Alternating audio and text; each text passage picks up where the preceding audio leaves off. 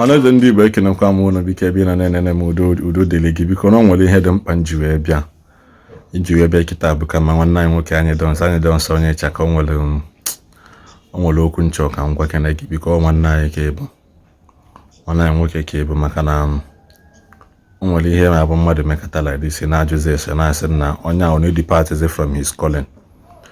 Nwanne anyị nwoke bụ Anyidons can first of all can acknowledge the fact that you are doing well. You are using your platform in Ndi Igbo aka ime promote Igbo, anything that has to do with Igbo. And I love the fact that in our way we dedicate Igbo to Ndi Igbo. Igbo gini in age unite Ndi Igbo. We male Igbo gi. Man, lately almost here in amen. Nala like and so many people are beginning to talk about it, but most people now too Igbo. Because I just have to summon courage again because nobody we think that you are doing something right. Whereas we are also mentoring a generation.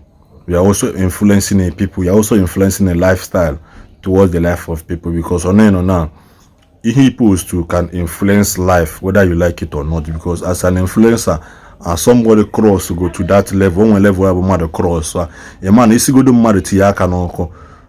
Obuna igwe ya mmadụ 10 mmadụ na-abịa etilili aka n'ọkụ ọ bụrụ maka gịnị because of that influence you have in the life of people, because of the influence in ebe ndị mmadụ nọ na-achị ka ngwa gị na inwe your conviction about religion ọbụna ihe enwe do see for yourself.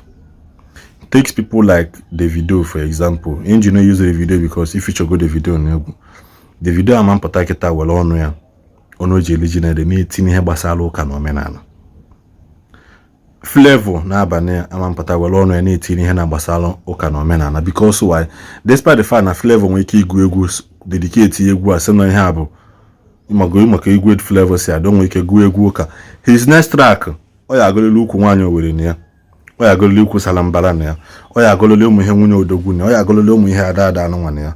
So nwanne nwoke bụ Anyidons onye Ichaka biko o nwere ihe mere the last time etu mgbe anụnwa last month ihe evangelist Ebuka bi na Fada Mbaka na akpọtụ iwepụta your time no na live session mmadụ 042 Solex or so na live session mmadụ for close to 5 hours una akpa nkata. So many people for that video mana indeed na Anyidons only deviate from his calling, only deviate from his music. Use your music to send a message. Asọrọ kwete n'ụka asọrọ kwete n'omenala because from the things ọbụna from the things you could go on so far you chose you a free thinker. You could na-ede agụ ụka when you believe in God ikwete na onwe somebody kele ụwa anụnwa na as long as na onye kele ụwa anụnwa na as long as na onye ọbụla na-ebi to his own rules and regulation ihe adịla onye ọbụla mma all lifestyle of a free thinker ka ọ bụ because in that video esi na Chukwu nna kecha mmadụ ti mmadụ eze mana ọ ya ata anụ nye mmadụ anya mana ọ ya afụ ụzọ nye mmadụ brain mana ọ ya ata nke ihe bara ulu nye Chukwu nye gị brain. What is the importance of going to school? What is the importance of going to school? A na-aga school ka eme gịnị ka mmadụ dị enlighten. A na-agakwa school ka gịnị mee ka mmadụ mara ihe ọ na-amarọ because na ebe nke onye ọzọ kwụsị ka nke onye ọzọ na-ebido. Biko nwanne anyị nwoke bụ Anyidons biko the main thing you ever wee kwuo okwu is that na afọ post regarding the death of Mr. Igbo.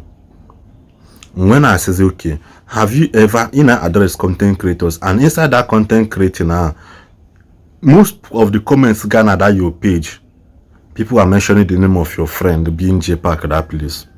J-Pack about the only content creator. I'm not fighting for J-Pack, neither am I fighting for Anyidons or anything, and I'm just trying to call your attention to some things in the leaking that you may not be aware of.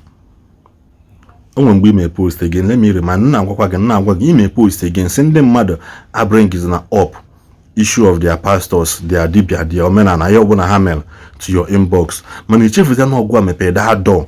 The mother you that beginning when I bring up that kind of issue to you because again me it's going on here. The mother now begins to see you as an influence so that for you to speak against this thing, for you to talk about this thing, which is never your field or special. It is not your field of special, my brother. If I don't want to know, maybe I'm going to be afraid. I'm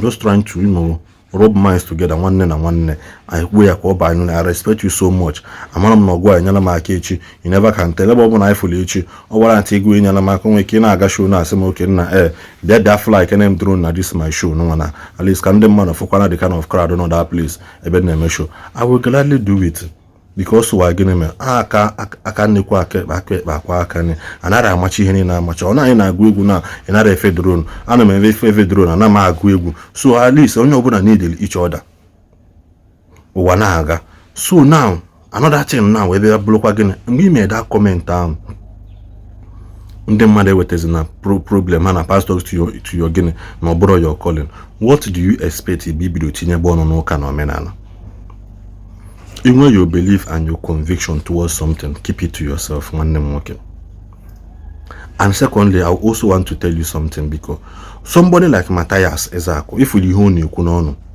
if we post on him, not even one atom of remorse to the dead mother, he always uses his platform to preach and to derive joy in the downfall of somebody else. As long as you yourself being on Igbo spiritual in the realm of the spirit. Your song is spiritual in the realm of the spirit. Your song has a voice in the realm of the spirit. We look categorically saying that Matthias is Omenala. He is not. So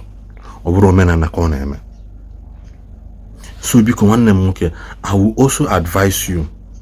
I'm suggesting, and you can't advise your fellow man.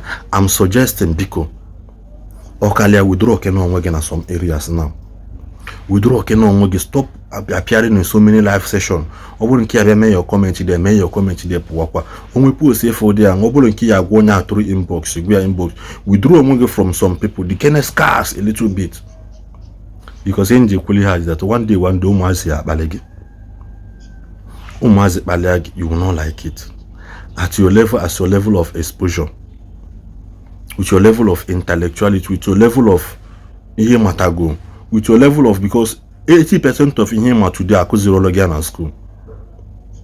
80% of him will go at knowledge of today are Kuzirologian at school. But again, as a result of exposure, as a result of hip-hop, as a result of mingling with some people. Take somebody like the famous, for example. Now you will never hear him hear the Omenala and honor, because he's not his calling. He's a comedian and he puts smart into any other thing that is vital to the society. I believe he's your friend. I forgot video. Magina became famous na OGB recent in Mono. Ebu na bankata bin Ndi Igbo na Ndi Igbo. Unibako here abali Igbo. Somebody like Obi Kubana na iya patafia na, despite the fact na moro mi hone oka ko Omenala, man, you will never see him use his platform neku maka all those things, because again obasaria onwonye chori nyela aka nwe hicho eme give we put eme ya we po ono gino all those things.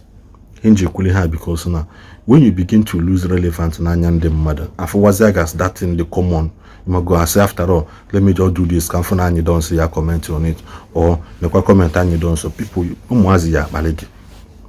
People who this and what this Gen Z generation and no respect to anybody will definitely again. And the ones that balegi that in a match again. If you don't go because of commenting, mother will phone infinite or Oba which that oborolo 2 days data 3 gig MTN or no by Wi-Fi mother. We will comment here under your comment in the room, which is very wrong now one name okay. Because I'm suggesting Okale withdraw to again. Withdraw to again.